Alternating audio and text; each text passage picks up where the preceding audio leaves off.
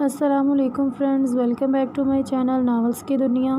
Friends, ہم اپنا novel جنونیت ہے یہی کا لاسٹ پارٹ سٹارٹ کرتے ہیں۔ سیکرٹری نے عاقب کے آفس کا دروازہ نوک کیا۔ کم ان۔ عاقب لیپ ٹاپ پر تیزی سے کچھ ٹائپ کرتا ہوا بولا۔ سیکرٹری اندر داخل ہوئی اور بولی، سر وہ باہر مسٹر شہریار خان آئے ہیں، خان انڈسٹری کے مالک۔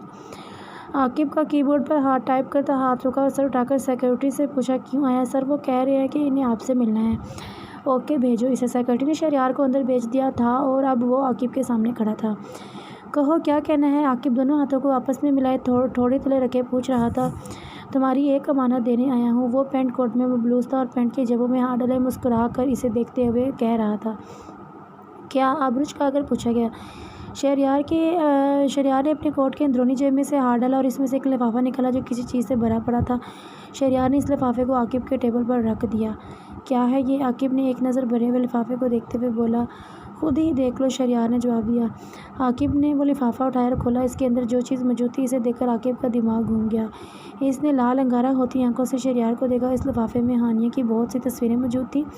عاقب آفس چیئر سے اٹھ کر کھڑا اور جا کر شہریار کا گریبان پکڑ لیا۔ کیا بکواس ہے یہ؟ اس کی آنکھوں میں خون دوڑ رہا تھا۔ بہن ہے وہ میری۔ اب ہاں، یہ سچ ہے کہ میں اسے پہلے پسند کرتا تھا اور تم سے دشمنی کی وجہ سے وہ میری ضد بھی بن گئی تھی، لیکن میں صرف اسے پسند کرتا تھا، وہ ضد تمہاری وجہ سے بنی تھی۔ انگلی سے عاقب کی طرف اشارہ کر کے زور دیتے ہوئے کہا، اس دن مال میں جب تم نے مجھے اپنے اور اس کے نکاح کے بارے میں بتایا تھا تو اسی دن چھپ کر جاتا، لیکن مجھے تب بھی یہی لگا کہ تم صرف مجھ سے دشمنی کی وجہ سے یہ ضد میں ہی کر رہے ہو، اس لیے میں نے اسے اغوا کروایا تھا۔ میں چاہتا تو وہ اغوا کسی بڑے اغوا کار سے بھی کروا سکتا تھا، لیکن مجھے اس کی فکر تھی۔ میں بس اس دن یہی دیکھنا چاہتا تھا کہ یہ سب تم اس کی محبت میں کر رہے ہو یا پھر میری وجہ سے ضد میں۔ میرا اس کے سوا اور کوئی مقصد نہیں تھا۔ اس دن میں نے اس لیے تمہاری محبت دیکھ کر اسے وہیں ہی چھوڑ دیا تھا۔ عاقب لب پیچھے بس اس کی بات سن رہا تھا۔ شہریار نے دونوں ہاتھوں سے اپنا گریبان چھڑوایا اور ایک لمبی سانس خارج کرتے ہوئے دوبارہ سے بولنا شروع ہوا۔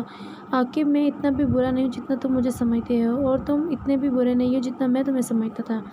میں تو یہ سوچتا ہوں ہماری تو کبھی کوئی دشمنی نہیں تھی۔ دشمنی تو تمہارے بابا کی میرے چاچو ستیجوں کے 2 مہینے پہلے ہی اس دنیا سے رخصت ہو چکے ہیں۔ 5 سال کا تھا جب بابا کی ڈیتھ ہوئی تھی۔ سارا بزنس تب سے چاچو نے ہی سنبھالا تھا، اور یہ بات تم اچھے سے جانتے ہو کہ پھر میری اور تمہاری دشمنی کہاں سے آ گئی؟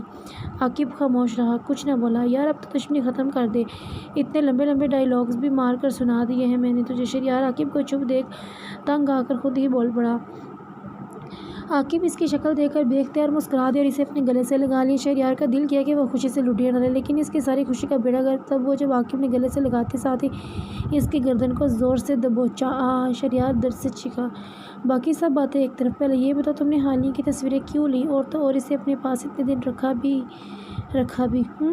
عاقب دانت میں دانت جما کر بولا، یار بتایا تو ہے میں نے تجھے، اب تو بخش دے۔ شہریار درد سے چلاتے ہوئے بولا۔ عاقب نے اس پر ترس کھاتے ہوئے اسے چھوڑ دیا۔ شہریار آفس میں موجود شیشے کی طرف گیا اور اپنی گردن کو غور سے دیکھنے لگا جو کہ ہلکی سی لال ہوئی پڑی تھی۔ استغفراللہ، میری اتنی حسین گردن کا تم نے کیا حال کر دیا ہے؟ شہریار کو اپنی گردن دبوچے جانے کا بہت دکھ ہو رہا تھا۔ عاقب نے کندھے اچکائے اور بولا، یہ تمہاری سزا ہے اور وہ بھی بہت چھوٹی۔ اللہ معافی دے، یہ چھوٹی سی سزا ہے؟ بڑی سزا پر تو تم نے میری گردن ہی توڑ دینی تھی۔ شہریار پھر سے اس کے سامنے آ کھڑا ہوا۔ بے شک آپ نے؟ عاقب سر کو ہلکا سا خم دیتے بولا۔ شہریار کا منہ کھل گیا۔ منہ بند کرو اپنا، مکڑی چلی جائے گی، عاقب نے کہا تو شہریار نے جھٹ سے اپنا منہ بند کر دیا اور بولا، جلاد کہیں کے۔ شہریار کے جلاد بولنے پر اسے وہ یاد ہے، پھر وہ مسکرا دیا۔ خیر، مجھے تم سے ایک بہت ہی ضروری بات کرنی تھی۔ شہریار شاید سوچ کر آیا تھا کہ وہ اپنی ٹانگوں پر گھر واپس نہیں جائے گا۔ کیا؟ ابروچ کھا کر پوچھا گیا۔ شہریار نے اپنا تھوک نکلا اور پھر ہمت کر کے بولا، مجھے تمہاری کزن عنایہ بہت پسند ہے، محبت کرتا ہوں میں اس سے اور شادی بھی کرنا چاہتا ہوں۔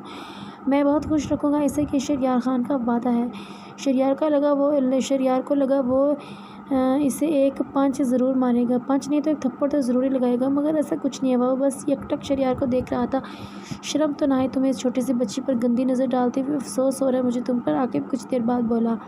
چھوٹی سی بچی بھی نہیں ہے وہ، خیر ساری ڈیٹیل لے کر آیا ہوں میں۔ 17 سال کی، پورے 17 سال کی۔ کیا ہوا جو میں 24 سال کا ہوں، لیکن ہوں تو جوان۔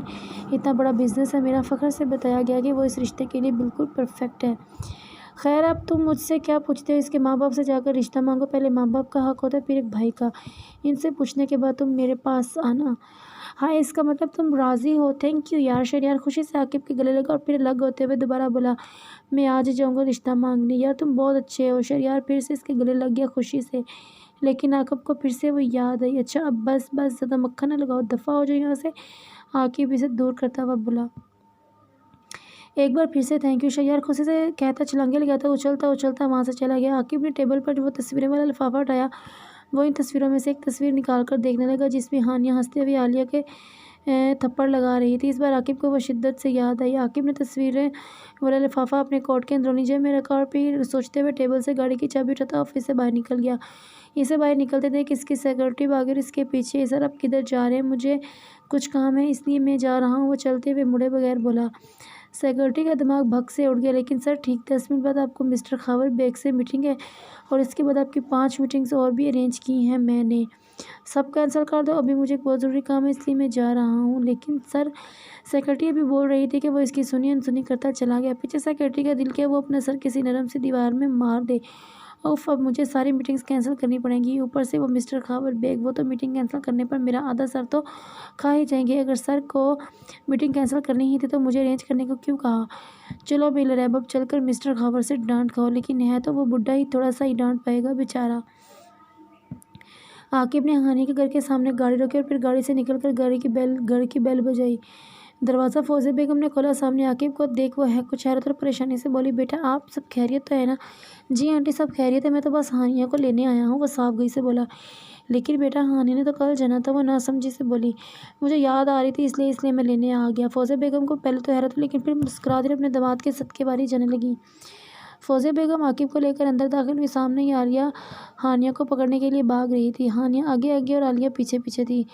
ہانی کی بچی تم رک جاؤ ذرا، تمہارا برتا تو میں بناتی ہوں آج، تمہاری ہمت بھی کیسے ہوئی تم میرے منہ کو اپنی پینٹنگ بک بناؤ۔ عالیہ کا منہ بالکل کسی بالوں کی طرح پینٹ کیا گیا تھا۔ ہانی بیچاری کبھی کسی کونے میں بھاگ رہی تھی تو کبھی کسی کونے میں، اور عالیہ اپنے ہاتھوں میں جامنی رنگ لگائے اس کے پیچھے بھاگ رہی تھی۔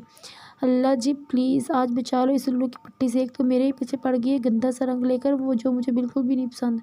ادھر سے ہانی ادھر سے ادھر بھاگتے ہوئے دعائیں بھی مانگ رہی تھی۔ کمینی تم آج رک جاؤ، تمہیں تو میں بتاتی ہوں سوئے پڑے انسان کے ساتھ کوئی ایسا کرتا ہے؟ آخر میں عالیہ نے اپنے چہرے کی طرف اشارہ کیا۔ ہاں جی، جو شخص 11 بجے تک سوتا رہے اس کے ساتھ ایسا ہی ہونا چاہیے۔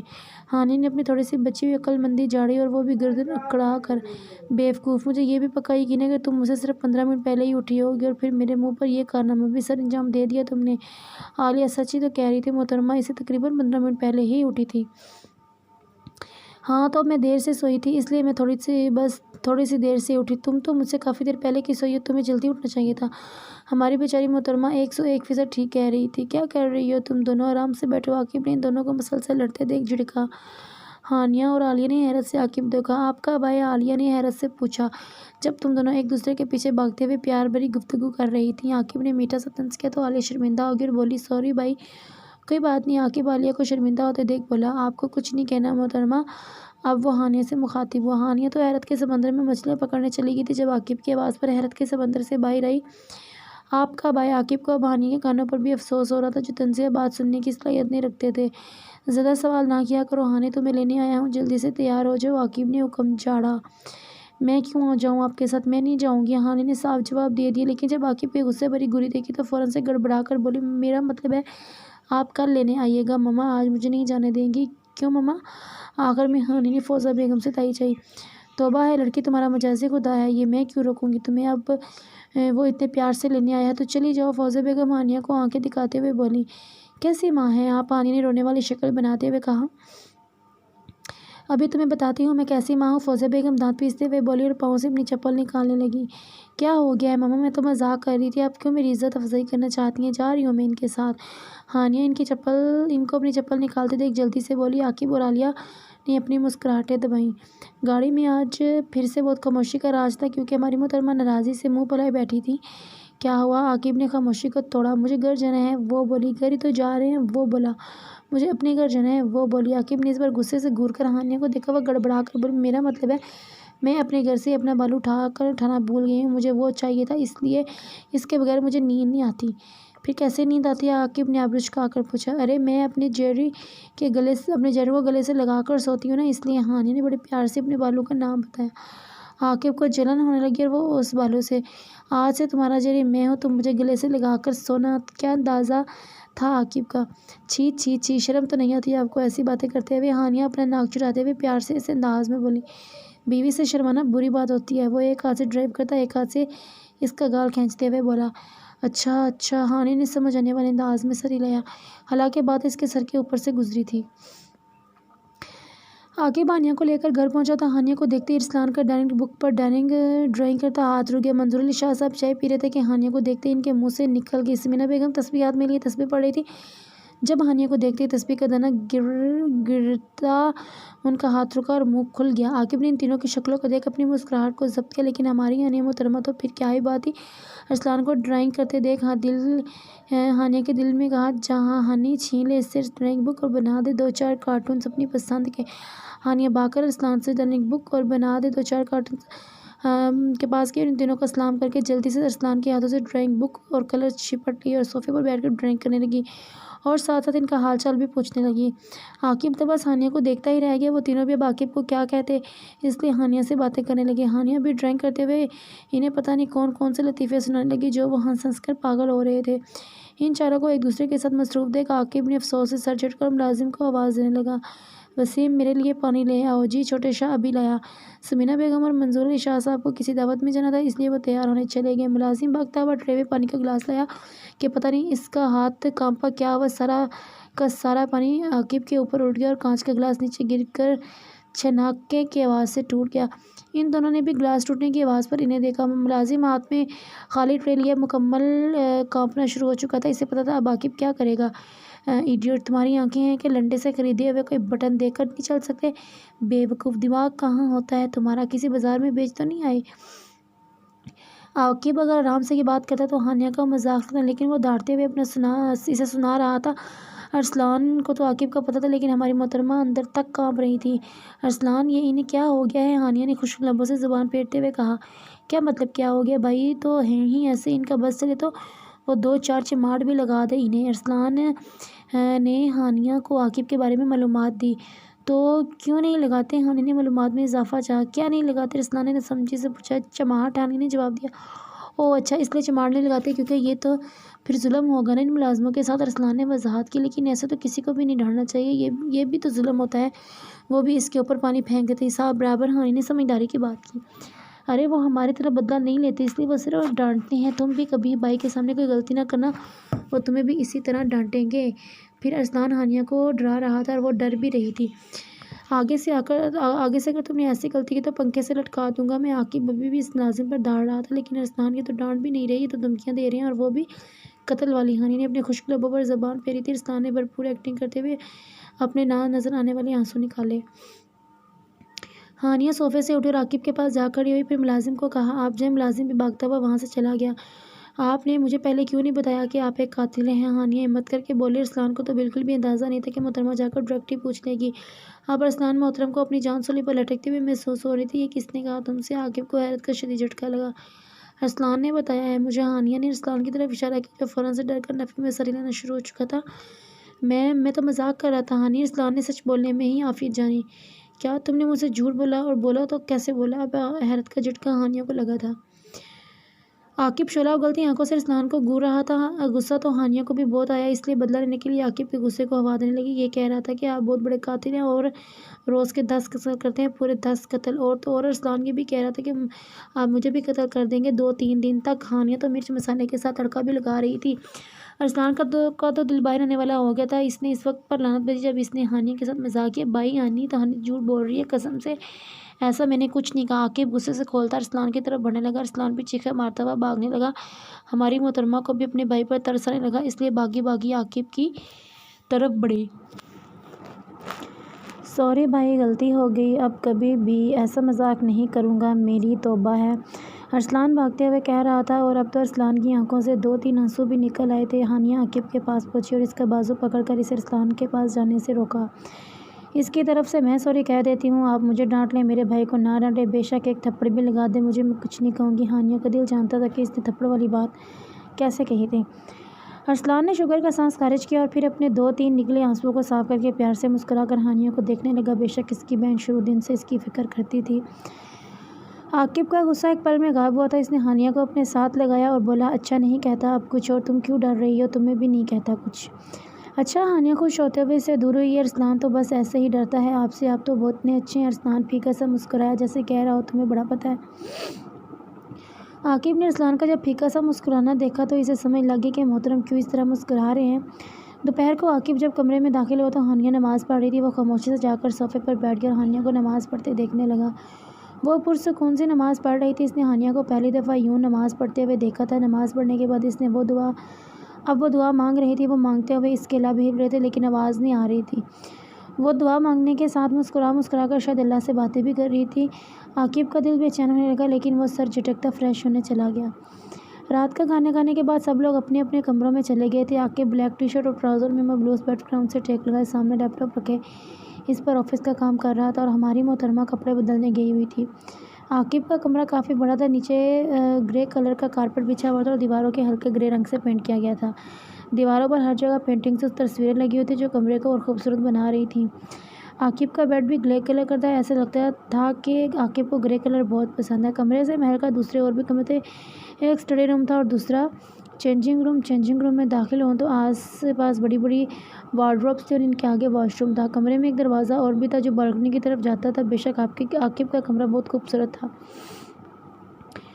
اچانک سے چینجنگ روم کا دروازہ کھلا اور ہانیہ باہر آئی۔ عاقب نے نظر اٹھا کر ہانیہ کو دیکھا تو اس کی ہنسی نکل گئی۔ سامنے ہماری محترمہ بچوں والی نائٹی میں ملبوس تھی۔ ہانیہ نے بیبی پنک کلر کا شرٹ اور ٹراؤزر پہن رکھا تھا جس پر جگہ جگہ چھوٹے چھوٹے بھالو بنے ہوئے تھے۔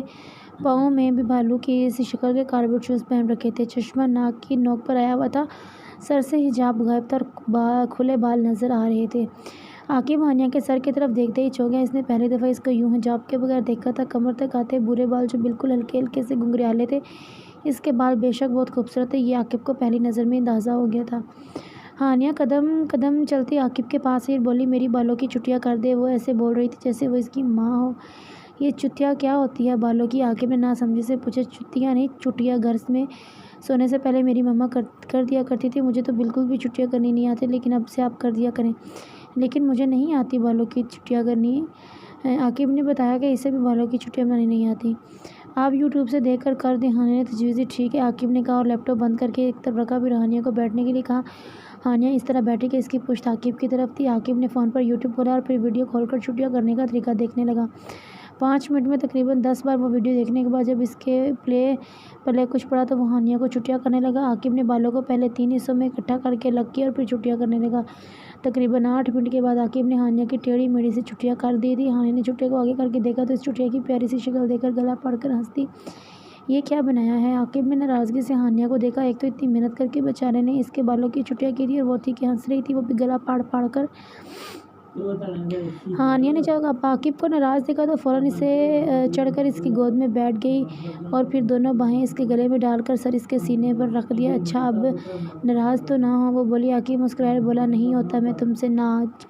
سچی؟ ہانیہ نے سر اٹھا کر پوچھا۔ مچھی، اور اب باتیں ہو گئی ہیں، اب جلدی سے سو جاؤ، مجھے صبح آفس بھی جانا ہے۔ عاقب نے ہانیہ کا چشمہ اتار کر سائڈ پر رکھ دیا۔ پھر ہانیہ کو اپنے ساتھ لٹا کر اس کا سر اپنے سینے پر رکھ کر سونے لگا۔ ہانیہ بھی اپنا بازو عاقب کے گرد حمائل کر کے سونے لگی۔ عاقب نے مسکرا کر ہانیہ کے ہاتھ پر اپنا ہاتھ رکھا اور سونے لگا۔ عاقب صبح الارم کی آواز سے اٹھا۔ اس سائڈ پر دیکھا تو ہانیہ نہیں تھی، محترمہ شاید صبح ہی اٹھ گئی تھی۔ عاقب اٹھا اور آفس کے لیے تیار ہونے لگا۔ ساری تیاری کرنے کے بعد جب آخرکار وہ ٹائی باندھنے لگا تو ہانیہ کمرے میں داخل ہوئی۔ محترمہ، آپ صبح کدھر گئی تھی؟ تمہیں پتہ نہیں کہ تمہارے شوہر نے آفس جانا ہوتا ہے تو تمہیں اس کی مدد کروانی چاہیے۔ عاقب نے میٹھا سا طنز کیا۔ اچھا، قسم سے مجھے سچ میں نہیں پتا تھا، میں ابھی کروا دیتی ہوں مدد۔ ہانیہ فوراً سے اس کے پاس آئی۔ اب کیا مدد کرواؤں گی؟ میری سب کچھ تو میں نے کر لیا ہے۔ ارے ابھی آپ نے ٹائی نہیں باندھی، وہ ٹائی بھی آپ نے کوٹ پہنا ہے، میں ٹائی بھی باندھ دوں گی اور کوٹ بھی پہنا دوں گی۔ تمہیں ٹائی باندھنی آتی ہے؟ عاقب نے حیرت سے پوچھا۔ تو اور کیا بابا، جب صبح آفس آتے تو ان کی ٹائی میں ہی باندھتی تھی اور کوٹ بھی میں ہی پہناتی تھی۔ ہانیہ نے گردن کڑا کر فخر سے بتایا۔ واہ محترمہ، بہت خوب، اگر آپ ٹائی باندھ دیں گی تو بڑی نوازش ہوگی آپ کی۔ ابھی باندھ دیتی ہوں۔ ہانیہ نے جلدی سے عاقب کے گلے میں ٹائی ڈالی اور اسے باندھنے لگی۔ عاقب مسکرا کر ہانیہ کو دیکھنے لگا جس کا سارا فوکس ٹائی باندھنے کی طرف تھا۔ جب تک ہانیہ اس کی ٹائی باندھ رہی تھی وہ مسکرا کر اس کے چہرہ کا طواف کر رہا تھا۔ یہ لیں، ہو گیا۔ ہانیہ نے ٹائی باندھ دی تھی اور اب سائڈ پر پڑا کوٹ اٹھا کر اسے پہنانے لگی۔ پہلے ہانی نے کوٹ کا ایک بازو عاقب کے ہاتھ کی طرف کیا، جس سے عاقب نے اپنا ایک بازو ڈال دیا، پھر دوسرا بھی اس کی طرف پہنایا۔ عاقب نے کوٹ کو کالرز سے تھام کر آگے کی طرف کھینچ کر ٹھیک کیا، پھر اس کے 2 بٹنز بند کیے، تیسرا بٹن ویسے ہی رہنے دیا۔ واہ محترمہ، آپ تو بہت ذہین ہیں، عاقب نے تعریف کی۔ شکریہ، پتہ ہے مجھے، ہانیہ کی گردن فخر سے بلند ہوئی۔ عاقب نے ہانیہ کے دونوں گالوں کو اپنے لبوں سے چھوا اور پھر بولا آئی لو یو۔ کیا کہا؟ ہانیہ کو 140 واٹ کا جھٹکا لگا۔ آئی لو یو میری جان۔ اب عاقب نے ہانیہ کے دونوں گالوں کو زور سے کھینچا۔ ایک منٹ، مجھے کچھ غلط سنائی دے رہا ہے۔ ہانیہ محترمہ کو یقین نہیں آ رہا تھا۔ میں نے کہا آئی لو یو میری جان۔ اب عاقب ہانیہ کے کان کے قریب جا کر چلایا، واو کیا مذاق ہے۔ ہانیہ نے تالی بجا کر داد دی۔ مذاق نہیں ہے میری جان۔ عاقب نے ہانیہ کے دونوں ہاتھوں کو تھام کر اپنے لبوں سے لگاتے ہوئے کہا۔ سچی؟ ہانیہ نے چشمے کے پیچھے سے آنکھیں نکال کر پوچھا۔ مچھی؟ آپ کا مطلب ہے آپ مجھ سے محبت کرتے ہیں؟ ہانیہ نے سمجھ آنے والے انداز میں سر ہلایا اور ہماری ہانیہ محترمہ کی یہی تو اچھی بات تھی، وہ جلدی سمجھ جاتی تھی، بے شک بات اس کے سر پر سے گزری ہو۔ محبت بھی نہیں، عشق کرتا ہوں، وہ بھی جنونیت کی انتہا تک۔ عاقب نے اپنا سر ہانیہ کے سر کے ساتھ ٹھکاتے ہوئے کہا۔ ہائے اللہ جی، مجھے تو یقین ہی نہیں آ رہا، آپ نے تو کہا تھا آپ مجھ سے نفرت کرتے ہیں اور آپ کہہ رہے ہیں آپ عشق کرتے ہیں۔ ہانیہ نے ابرو چکا کر کسی جاسوس کی طرح کہا۔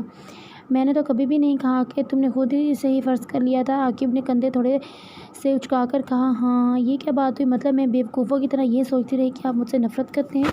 ہانیہ کو اپنی بے وقوفی کا اب احساس ہو رہا تھا۔ تم ہو ہی بے وقوف میری جان۔ عاقب نے ہانیہ کی ناک کھینچی۔ اچھا، لیکن آپ کو مجھ سے عشق کب ہوا؟ ہانیہ نے پوچھا۔ عشق ایک دفعہ میں نہیں ہوتا، عشق کی کئی منزلیں ہوتی ہیں، جس کی کسی ایک منزل پر بھی انسان اپنی مرضی سے نہیں پہنچ سکتا۔ عشق اسے خود بخود اپنی منزل کی طرف کھینچتا ہے۔ عشق ایک مرض ہے اور یہ مرض بہت کم لوگوں کو لاحق ہوتا ہے، ان لوگوں میں میں بھی شامل ہوں۔ مجھے بھی عشق نے اپنی پہلی منزل کی طرف کھینچ لیا تھا۔ عشق کی آخری منزل بہت خطرناک ہوتی ہے اور اس تک میں نہیں پہنچنا چاہتا، لیکن میرا خود پر بھی اختیار نہیں ہے۔ مجھے ڈر ہے اگر میں اس منزل تک پہنچ گیا تو کہیں نہ کہیں کھو دوں۔ میں نے 5 سال کی عمر میں اپنی ماں کو کھو دیا اور اب کسی اور کو اپنے کو نہیں کھو سکتا۔ وہ اس کے دونوں ہاتھ تھامے اس کی آنکھوں میں دیکھتے ہوئے کہہ رہا تھا، لیکن میں یہ جانتا ہوں ایسا کبھی نہیں ہوگا۔ نکاح کے 2 بولوں میں بہت طاقت ہوتی ہے، اگر یہ رشتہ پاک ہے تو اللہ کے سوا ہمیں کوئی بھی الگ نہیں کر سکتا، لیکن میرا دل ڈرتا ہے، شاید اس لیے کہ میں نماز نہیں پڑھتا، اللہ سے دعا نہیں مانگتا، میں اپنا غصہ نہیں پی سکتا، میں بالکل بھی ایک نیک انسان نہیں ہوں۔ وہ ہانیہ سے آج اپنے دل کی ہر بات کر رہا تھا۔ بے شک آپ ایک نیک انسان نہیں ہیں، لیکن آپ ایک اچھے انسان ہیں۔ مجھے پتہ ہے اگر آپ نماز پڑھیں گے، اللہ سے دعا مانگیں گے، اپنی مما کے لیے دعا کریں گے، اللہ سے باتیں کریں گے، انہیں اپنے دل کی ہر بات بتائیں گے، تو آپ کا ہر ڈر ختم ہو جائے گا اور آپ کے دل کو سکون بھی ملے گا۔ آپ اپنی مما کے جانے کے بعد دنیاوی کاموں میں اتنے پھنس گئے کہ یہاں تک کہ آپ اپنے اللہ سے بھی دور ہو گئے ہیں۔ آپ یہ تک بھول گئے ہیں کہ آپ نے اپنی مما کے لیے بھی دعا کرنی ہے۔ آپ اپنے چکر میں سمینہ مما کو بھی دکھی کرتے رہے، آپ ان سے بھی جا کر معافی مانگیں، ہانیہ نے اسے سمجھایا۔ ٹھیک ہے، عاقب نے بس اتنا ہی کہا تھا۔ ٹھیک ہے میں کچھ نہیں ہوتا، اس ٹھیک ہے پر عمل بھی کرنا پڑتا ہے۔ میں ابھی آفس جا رہا ہوں، بعد میں آ کر مانگ لوں گا۔ عاقب نے نظر چرائیں۔ پھر سے وہی دنیاوی کام، آپ پھر سے دنیاوی کاموں میں پھنس رہے ہیں اور یہ غلط بات ہے، شیطان آپ کو بیکار ہے اور آپ بہک بھی رہے ہیں۔ ہانیہ نے اپنے ہاتھوں کو سختی سے عاقب کے ہاتھ میں سے چھڑوایا۔ آپ ابھی اور اسی وقت جائیں اور جا کر ان سے معافی مانگیں، آفس آپ صبح بھی جا سکتے ہیں۔ لیکن ہانی وہ عاقب بول ہی رہا تھا کہ ہانیہ بول پڑی۔ میں نے نہیں سنا آپ کا لیکن ہانی وہ اب بس جائیں، بلکہ رکیں، میں ہی آپ کو لے کر چلتی ہوں۔ ان کے پاس ہانیہ نے عاقب کا بازو کھینچا، لیکن وہ لمبا چوڑا مرد 1 انچ بھی نہیں ہلا۔ ہانیہ نے گھور کر ناراضگی سے عاقب کو دیکھا، تو وہ مجھے معاف نہیں کریں گی؟ عاقب نے نظریں پھیری۔ ان کا دل بہت بڑا ہے، وہ تو ترس رہی ہیں آپ کے منہ سے مما سننے کو، اور اب آپ کو انہیں اور نہیں ترسانا چاہیے۔ ہانیہ بولی، لیکن عاقب چپ رہا۔ ہانیہ اسے چپ دیکھ کر زمین پر بیٹھ گئی اور ٹانگیں ادھر سے ادھر چلانے لگی جیسے کوئی ضدی بچہ اپنی ضد پوری کرنے کے لیے کہہ رہا ہو۔ میں نہیں، وہ ٹانگیں چلاتے ہوئے کہہ رہی تھی۔ عاقب ہنستے اور سر ہلاتے ہوئے بولا، ڈرامے باز، میں تو چلا معافی مانگنے، تم ادھر بیٹھ کر میں نہیں کرتی رہو۔ عاقب مسکراہٹ دبا کر بولا اور کمرے سے نکل گیا۔ ہانیہ نے ٹانگیں چلانا بند کی اور گولی کی اسپیڈ سے عاقب کے پیچھے بھاگی۔ عاقب سیڑھیاں اترتا نیچے آیا، ہانیہ بھی اس کے پیچھے آگے۔ سمینہ بیگم سامنے لانچ میں موجود تھیں۔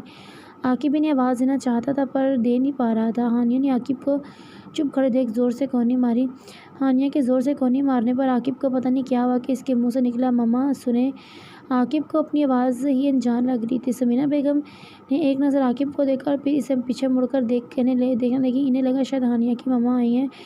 مما، عاقب نے ایک بار پھر پکارا۔ سمینہ بیگم نے عاقب کی آواز پر واپس سے مڑ کر عاقب کو دیکھا جو اسے ہی دیکھ رہا تھا۔ اس کی آنکھوں میں کچھ تھا جسے دیکھ سمینا بیگم ٹھٹک گئی۔ انہیں اس کی آنکھوں میں جو دکھائی دے رہا تھا وہ ان کے دل کی دھڑکنیں بڑھا رہا تھا۔ مما میں آپ سے بات کر رہا ہوں، عاقب ان کے پاس آتے ہوئے ادب سے بولا۔ سمینا بیگم کی آنکھیں چھلک پڑی، وہ تو ترس گئی تھی اس کے منہ سے مما سننے کو، اور اب اچانک سے آ کر وہ انہیں مما کہہ رہا تھا، وہ بھی ادب سے۔ جب سے وہ اس گھر میں آئی تھی عاقب ان سے سرد مہری سے ہی بات کیا کرتا تھا، اور اب اچانک یوں وہ انہیں ادب سے مما کہہ رہا تھا۔ اس کا دل کیا وہ سجدے میں گر کر بہت روئے۔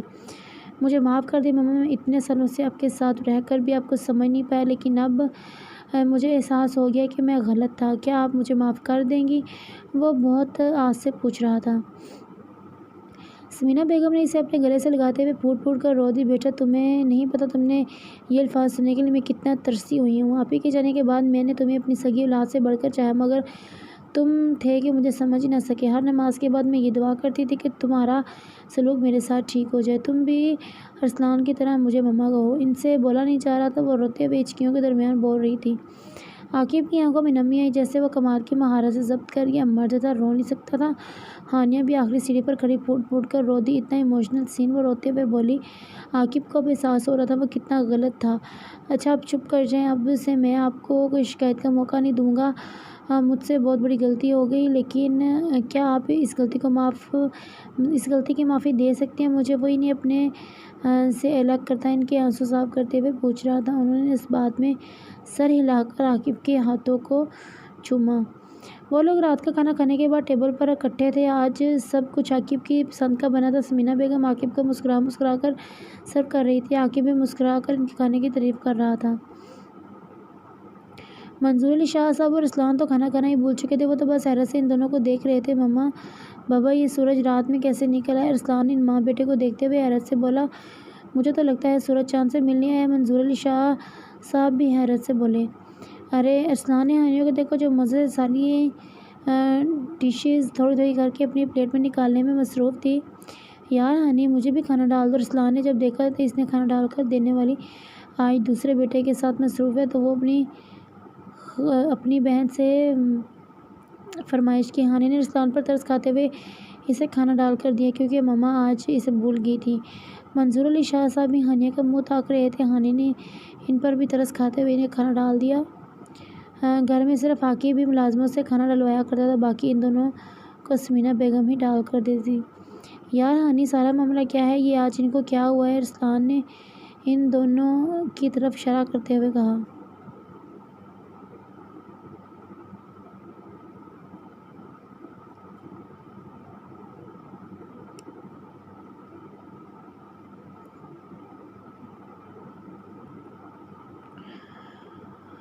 ارسلان نے سیٹی کے انداز میں ہونٹوں کو گول کرتے کہا۔ پھر ارسلان نے منظور علی شاہ صاحب کے کان میں گھس کر انہیں ساری بات بتائی۔ اچھا تو یہ ہے بات، ساری بات سننے کے بعد چلو اب ہم دونوں عشاء کی نماز پڑھ لیتے ہیں۔ ہانیہ عاقب سے بولی جو بیڈ پر بیٹھا فون میں کچھ دیکھ رہا تھا۔ ابھی نہیں، میں کل سے پڑھ لوں گا، عاقب فون کو دیکھتے ہوئے بولا۔ ہانیہ عاقب کے پاس گئی، اس کا فون چھین کر سائڈ پر رکھ دیا۔ عاقب نے حیرت سے ہانیہ کو دیکھا۔ پھر سے وہی دنیاوی کام، آخرت کے لیے بہت کچھ کر لیں۔ چلیں اب جلدی سے اٹھ کر وضو کر کے آئیں، ہم دونوں اکٹھے نماز پڑھیں گے۔ اور آپ کو پتہ ہے اللہ پاک نے سورۃ طٰہٰ میں کہا ہے، اور جو میرے ذکر سے منہ موڑے گا تو میں اس کی زندگی سے سکون چھین لوں گا۔ مجھے وضو نہیں کرنا آتا، عاقب نے نظریں چرائیں۔ چلے کوئی بات نہیں، میں سکھا دوں گی آپ کو۔ اس بار عاقب کچھ کہے بغیر اٹھ گیا۔ وہ دونوں وضو کر کے آ چکے تھے، اب ہانیہ 2 جائے نماز بچھا رہی تھی۔ مجھے نماز پڑھنی نہیں آتی، میں بھول گیا ہوں، 10 سال کا تھا جب سیکھی تھی، اس وجہ سے اب میں بھول گیا ہوں۔ عاقب اسے جائے نماز بچھاتے دیکھ بولا۔ ہانیہ نے چونک کر عاقب کو دیکھا۔ چلے کوئی بات نہیں، میں سکھا دیتی ہوں، ہانیہ نے کہا، اور نماز پڑھنی بتانے سے یہ بتانے لگی۔ تقریباً 15 منٹ کے بعد وہ اسے سب سمجھا چکی تھی، اور اب وہ دونوں نماز پڑھنے کے لیے کھڑے ہو چکے تھے۔ عاقب کے ہاتھ کانپ رہے تھے، آنکھوں میں نمی بار بار آ رہی تھی، لیکن وہ پلک جھپکا کر اسے جذب کر لیتا۔ اب وہ سجدے میں جا کر اس کا دل کر رہا تھا وہ پھوٹ پھوٹ کر روئے۔ آج اپنی مما بہت یاد آ رہی تھی۔ میں نے مما سے ایک تسبیح کا پوچھنا تھا، وہ پوچھ لو، پھر میں ہی دعا مانگوں گی۔ یہ کہہ کر ہانی نے اپنا جائے نماز اٹھایا اور چینجنگ روم میں رکھ کر کمرے سے باہر چلی گئی۔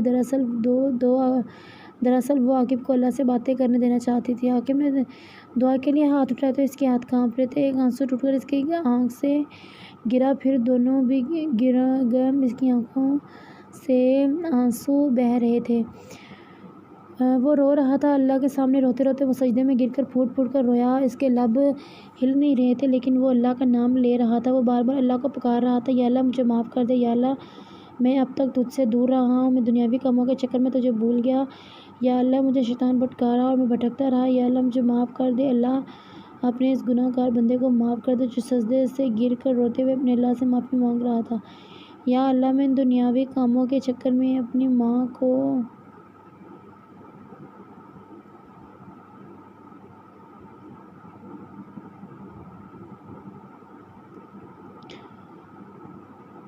میں اپنی ہی ماں کے لیے دعا کرنا بھول گیا جو مجھے اس دنیا میں لائی تھی۔ یا اللہ میں یہ بھی بھول گیا کہ اس دنیا نے تو ایک دن ختم ہو جانا، یہ پیسہ، یہ شہرت، ان میں سے کچھ بھی ہم نے قبر میں نہیں لے کر جانا، ہم نے تو صرف اپنے مال قبر میں لے کر جانے ہیں۔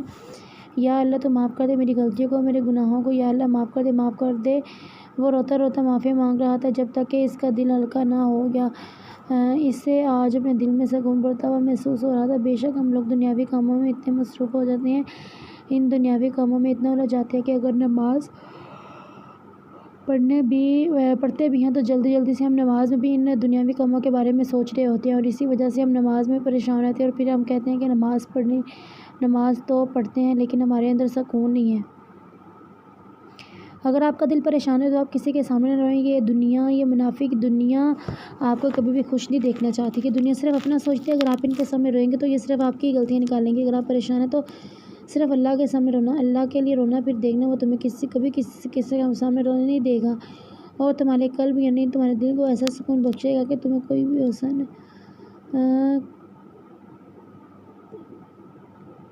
تمہارے دل کو ایسا سکون بخشے گا کہ تمہیں کوئی بھی بے سکون نہیں کر سکے گا۔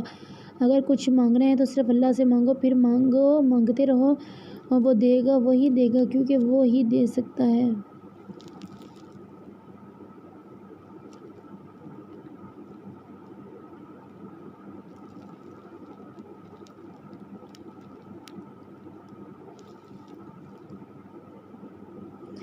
دعا مانگنے کے بعد عاقب ہانیہ کا انتظار کر رہا تھا۔ اسے ہانیہ سے بہت کچھ پوچھنا تھا۔ ہانیہ کمرے میں داخل ہوئی تو عاقب فوراً سے اسے ہانیہ کے پاس گیا اور بولا، مجھے قرآن پڑھنا ہے لیکن مجھے پڑھنا نہیں آتا، تم پڑھنا سکھا دو۔ ہانیہ دل کھول کر مسکرائی، جلدی سے جا کر قرآن پاک اپنے دل سے لگاتے ہوئے لے آئی۔ اب وہ دونوں بیڈ پر بیٹھے تھے اور قرآن پاک کو تکیے کے اوپر رکھا ہوا تھا۔ میں آپ کو اپنی فیوریٹ آیات بتاتی ہوں، ٹھیک ہے؟ ہانیہ نے اس کو کہا اور عاقب نے اس بات میں سر ہلایا۔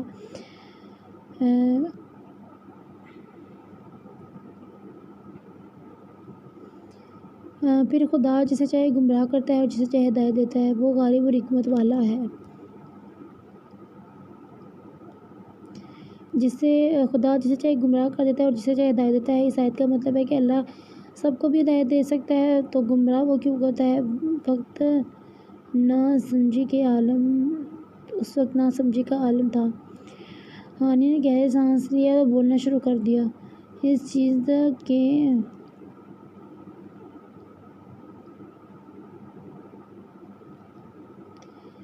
قرآن مجید میں کچھ آیت ہے جس میں اللہ کا فرمان ہے کہ اللہ جس کو چاہتا ہے وہ اس کو ہدایت بخشتا ہے اور جسے چاہتا ہے گمراہ چھوڑ دیتا ہے۔ مثلاً سورۃ الرعد میں ہے۔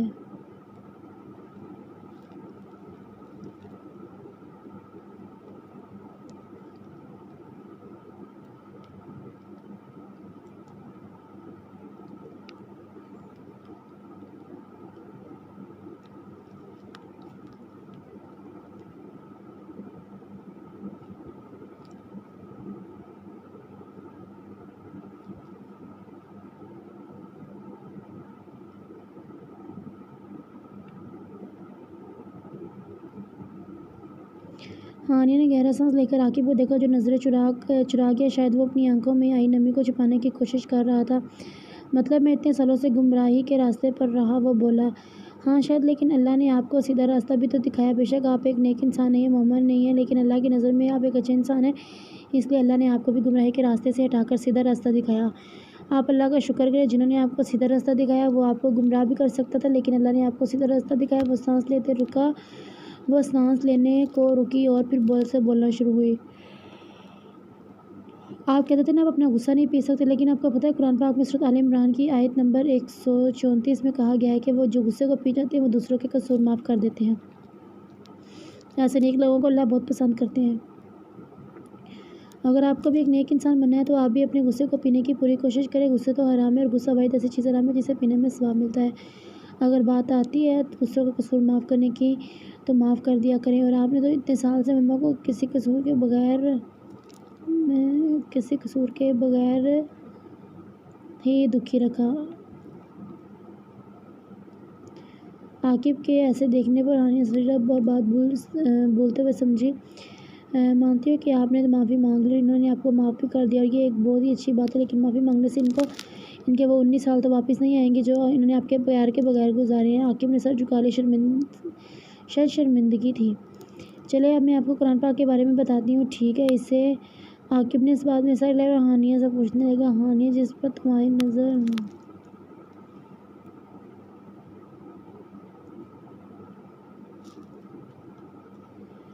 عاقب نے اس بات میں سر ہلایا اور ہانیہ پوچھنے کہ تمہیں قرآن پاک کے بارے میں اتنی باتیں کیسے پتہ ہیں؟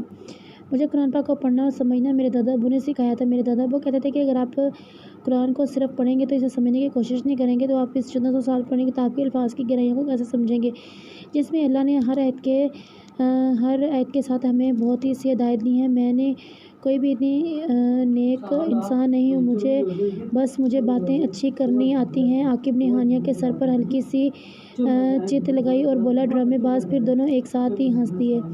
ہانیہ اپنی نائٹی پہن کر آج پھر سے عاقب کے پاس آ گئی چھٹیاں کروانے. میرے بالوں کو چھٹیاں کر دے. عاقب اسے پیار سے دیکھتے ہوئے مسکرایا تو اس کے گال کا ڈمپل نمایاں ہوا. ہانیہ نے بڑے غور سے عاقب کا ڈمپل دیکھا. کیا میں ایک دفعہ آپ کے ڈمپل کو اپنی انگلی سے چھو کر دیکھ لوں, بس ایک بار؟ ہانیہ نے بڑی آس اور امید سے پوچھا. ٹھیک ہے. عاقب نے اجازت دی تو ہانیہ نے اپنی انگلی سے ہلکا ہلکا کر کے اس کے ڈمپل کو ٹچ کیا. ہائے اللہ جی, یہ کتنا کیوٹ ہے, وہ خوشی سے اچھلتے ہوئے بولی. عاقب اسے اچھلتے دیکھ ہنس دیا. میں ایک دفعہ پھر سے چھو کر دیکھ لوں؟ ہانیہ نے دوبارہ پوچھا. نہیں. اس بار عاقب نے صاف منع کیا. پلیز, ہانیہ نے منانے والے انداز میں پوچھا. نہیں. عاقب نے اس بار پھر صاف منع کیا. پلیز, بس ایک بار. ہاں, اس بار بہت ہی آس سے پوچھا گیا. نہیں. عاقب نے اب بھی منع کر دی. شاید وہ نخرے میں آ گیا تھا. دیکھیے نا, بس ایک بار مان بھی جائے نا. ہانیہ زور سے عاقب کا کندھا ہلاتے ہوئے منانے والے انداز میں بولی. ٹھیک ہے, وہ مان گیا. ہانیہ نے پھر سے انگلی سے ہلکا ہلکا کر کے ڈمپل کو چھوڑا. پھر سے خوشی سے اچھلنے کی. ہائے اللہ جی, یہ تو بہت ہی پیارا ڈمپل ہے. اچھا ہوگا پیارا. اب بیٹھو, میں تمہارے چھٹیاں کرتا ہوں. وہ بولا تو ہانیہ بیٹھ گئی اور وہ اس کی چھٹیاں کرنے لگا. آج چھٹیاں کل سے بہتر بنی تھی. ہانیہ نے چھٹیاں آگے کر کے تعریف کی. اچھا چلو اب سو جاؤ, بہت دیر ہوگی. عاقب بولا. ہانیہ کا چشمہ اتار کر سائڈ پر رکھا, پھر ہانیہ کا سر اپنے سینے پر رکھ کر سونے لگا. ہانیہ بھی آنکھیں بند کر سونے کا ناٹک کرنے لگی. تھوڑی دیر بعد جب ہانیہ کو احساس ہوا کہ وہ سو گیا تو اٹھ کر بیٹھ گئی اور عاقب کے چہرے کو غور سے دیکھنے لگی. محترمہ بہت چلاک جو وہ یہ سوچ رہی تھی کہ عاقب سوتے ہوئے کب مسکرائے گا اور کب وہ اس کا ڈمپل کا معائنہ کرے گی. تھوڑی دیر بعد عاقب سچ میں مسکرا دیا. ہانیہ نے فوراً اسے ڈمپل کو چھوا اور پھر خوشی سے اچھلنے لگی. عاقب نے مسکراتے ہوئے آنکھیں جھٹ سے کھول دی. ہانیہ جو اچھل رہی تھی ایک دم سے ساکت ہوئی. یہ چیٹنگ ہے, آپ سو نہیں رہے تھے؟ وہ بولی. تم نے بھی چیٹنگ کی ہے, تم بھی سو نہیں رہی تھی. اس نے بھی حساب برابر کیا. ہانیہ نے انگلیاں چرخاتے ہوئے منہ پھیلا کر سر جھکا لیا. عاقب نے اس کے پھولے ہوئے منہ کو دیکھ کر اس کے گال کھینچے, جس کے کھینچنے کی وجہ سے لال سرخ ہو گئے تھے. یار تم ایسے منہ نہ پھلایا کرو, پھر میرا دل کرتا ہے میں تمہارے گال کھا جاؤں. آپ میرے گال کھائیں گے تو میں آپ کا ڈمپل کھا جاؤں گی. ہانیہ نے دھمکی دی, اور وہ بھی بے وقوفوں والی. ڈمپل سے مجھے یاد ہے, تو میرے ڈمپل میں انگلیاں گھسیڑ رہی تھی, وہ بھی مجھ سے پوچھے بغیر. کیوں؟ عاقب آبرو جھکا کر چھوٹی چھوٹی آنکھیں کرتے بولا. آپ نے بھی تو مجھ سے پوچھے بغیر میرے گال کھینچے. ہانیہ دانت دکھاتے ہوئے بولی. میں کھینچ سکتا ہوں, کیا اندازہ تھا اس کا؟ میں بھی کھینچ سکتی ہوں. اور پھر سے دانت دکھاتے بولی. اچھا جی, ابھی بتاتا ہوں تمہیں. عاقب نے ہانیہ کے پیٹ میں گدگدی کرنی شروع کر دی. پلیز نہ کرے, وہ ہنستی جا رہی تھی اور عاقب گدگدی کرتا جا رہا تھا. اب کیوں کر رہی ہو, اب بھی ہی کرو. عاقب گدگدی کرتے ہوئے بولا. میرے پیٹ میں درد ہونے لگ گیا ہے. عاقب نے ترس کھاتے ہوئے اسے چھوڑ دیا, لیکن ہماری محترمہ کا ہنسنے کا شغل ابھی بھی جاری تھا. لا حول ولا قوت. عاقب ہانیہ کو دیکھتے ہوئے جو گلا پھاڑ پھاڑ کر ہنس رہی تھی. تھوڑی دیر بعد جب ہانیہ سنبھلی تو اس نے اپنے دونوں ہاتھوں کی انگلیاں ہلا کر عاقب کو دکھانے لگی اور بولی. اب میری باری. ہانیہ نے عاقب کے پیٹ میں بھی گدگدی شروع کر دی. باقی بھی ہنس ہنس کر پاگل ہو رہا تھا. یار ہنی, میں اب اور نہیں ہنس سکتا, وہ بولا. عاقب کو ہنستے دیکھ ہانیہ بھی ہمیشہ کی طرح گلا پھاڑ کر ہنس دی. اب مزہ آیا. اس وقت ان دونوں کی کوئی بھی اشارے میں دیکھ لیتا تو انہیں یہ گمان ہوتا کہ یہ دونوں عقل سے ویلے, عقل سے فارغ اور پاگل ہو گئے ہیں. اب ان کے آگے کی زندگی شاید ایسے ہی گزرنی تھی, ہنستے کھیلتے مسکراتے ہوئے. عشق کی آخری منزل کا نام کیا ہے؟ کھڑکی سے باہر ستاروں نے چاند سے پوچھا. چاند مسکرایا اور بولا. شاید جنوں نے. یہ کہہ کر چاند بادلوں میں چھپتے ہی لگا تھا کہ ستاروں نے پھر سے پوچھا. کیا ان کی زندگی میں یوں ہنستے کھیلتے ہی گزرنے والی ہے؟ چاند پھر سے مسکرایا اور بولا، پتہ نہیں، ہر شعر میں الفاظ تو ہوتے ہیں پر ہر الفاظ شاعری نہیں۔ پیار تو سب کرتے ہیں پر ہر پیار جنونیت نہیں۔